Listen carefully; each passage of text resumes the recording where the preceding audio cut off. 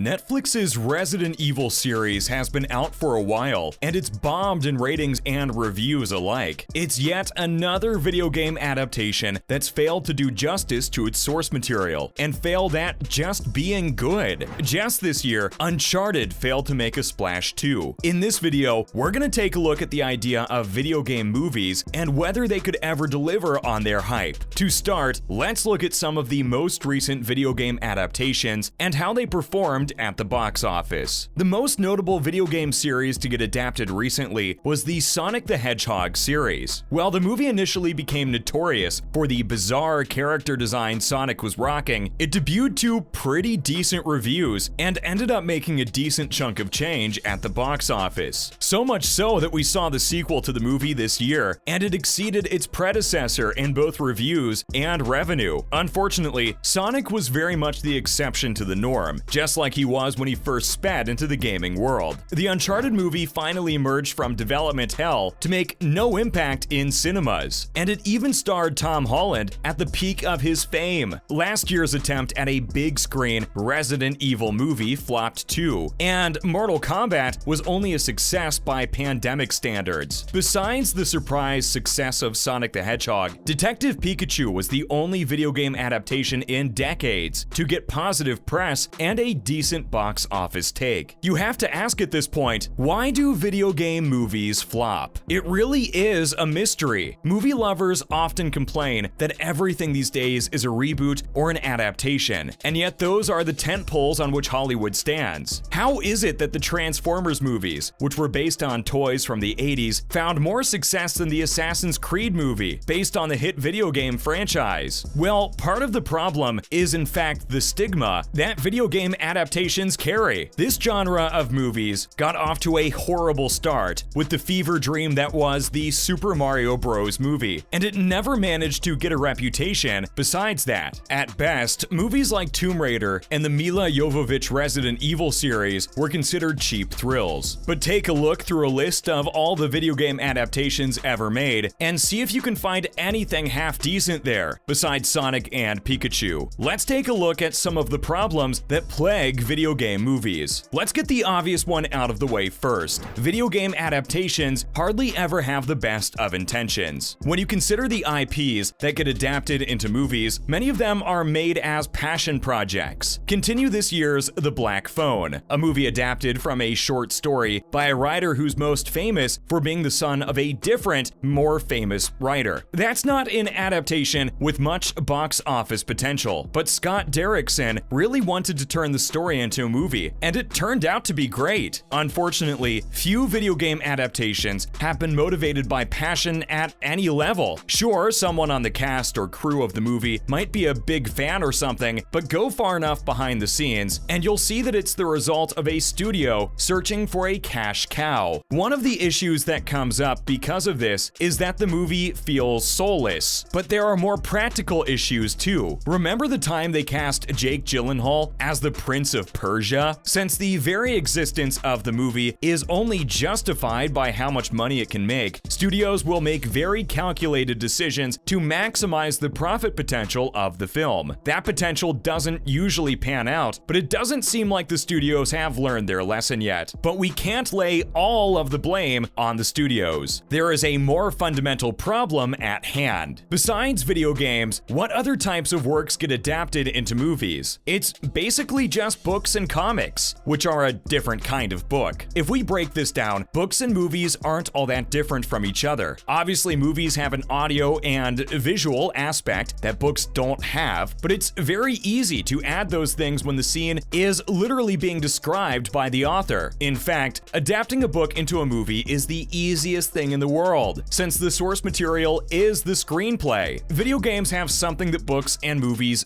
don't have: interactivity. You, the player, are the one who drives the plot forward. Even if the events of the game are ultimately scripted, they're designed in a way to make you feel like you have ultimate agency over what your protagonist does. The world design is key there. Games are built around the concept of interactivity. Making the player feel like they're the hero of the story is a big part of what makes games what they are. That crucial element is lost when you go from game to movie, and the movie naturally suffers for it. Even if you want wanted to do justice to the game, it would be really hard to do. Whether audiences realize it or not, the lack of interactivity will be a phantom limb that hurts the movie because it doesn't exist. There's one way to make up for the lack of interactivity, and it's something that Sonic figured out. There are a lot of games out there that are great independently of their gamey aspects. These games have great worlds and interesting characters whose stories are super compelling, even if you're not the one playing the game. And compelling doesn't necessarily mean in a dramatic sense. Sonic the Hedgehog is proof of that. Adaptations of Sonic started coming out in the 90s, while the games were at the height of their popularity. While Sonic didn't actually have a very well-defined personality in the games, he started to gain a personality through those adaptations. And the Sonic of the modern games is consistent with the Sonic from all of those adaptations. There's a good chunk of people who really like this Sonic. They also like his cast of friends and enemies. Sonic's fanbase is large enough and strong enough that they sustain a variety of Sonic adaptations that are honestly better than his games have been. So turning that character into a movie was a no-brainer, as long as they got Sonic right. It's really amazing how much studio cluelessness squandered the potential of the Uncharted movie. Nate, Sully, Elena, and Chloe are just as beloved by Uncharted fans as Sonic is by his fans. But where that movie faltered was in the strange casting and writing. That was also true of Alicia Vikander's Tomb Raider movie, which was based on the Tomb Raider reboot that had a very compelling Lara Croft. Now that we know the secrets to good video game adaptations, is there any chance we'll see more of them? If you want to play the odds, you have a lot of upcoming movies to choose from. Every game is getting turned into a movie, from Duke Nukem to Streets of Rage to Portal. The cake is no lie, folks. We don't like to dismiss movies out of hand, but some of these upcoming movies make it so easy to take them lightly. Is anyone really expecting the Space Invaders movie to be any good? We wouldn't hold our breath for the Just Dance movie either, but some of the upcoming movies have potential. If the studio puts the right people on the job and gives them the creative freedom they need, the Yakuza and Saints Row movies could be amazingly cheesy and fun if the cast and crew leans into the cheesiness. Metal Gear Solid was born to be a movie, but it won't be any good if someone doesn't yell "Snake" at some point. The right GLaDOS could make the Portal movie solid gold. Is it a good idea to get hyped about these movies? It's too early to say. Video game movies have gotten better over the years, but they're still making many of the same mistakes. We held Sonic the Hedgehog as an example of an adaptation done right. Does Hollywood at large feel the same way? One reason you might get your hopes up is that Hollywood is really beginning to appreciate the geek cultures of the world. After all, the most valuable movie franchise in history is based on superhero comics. Studios are starting to take nerds seriously now, and they're taking their wishes into account when developing projects. What also helps is that nerdy content isn't just for nerds anymore. Consider that Game of Thrones was once the biggest TV show on the planet. But you know what has gotten pretty consistently awesome over the years? Video games themselves. The games industry is really pushing the envelope in new and exciting ways, both in terms of craft and using technology like VR. Maybe games are good enough as they are, and they don't need movies. That's it for today's video. What do you think of video game movies? Are you in the same boat as us, or do you have a different take on the idea? And what are some of your favorite and least favorite video game movies? Let us know in the comments section below, and don't forget to like, share, and subscribe.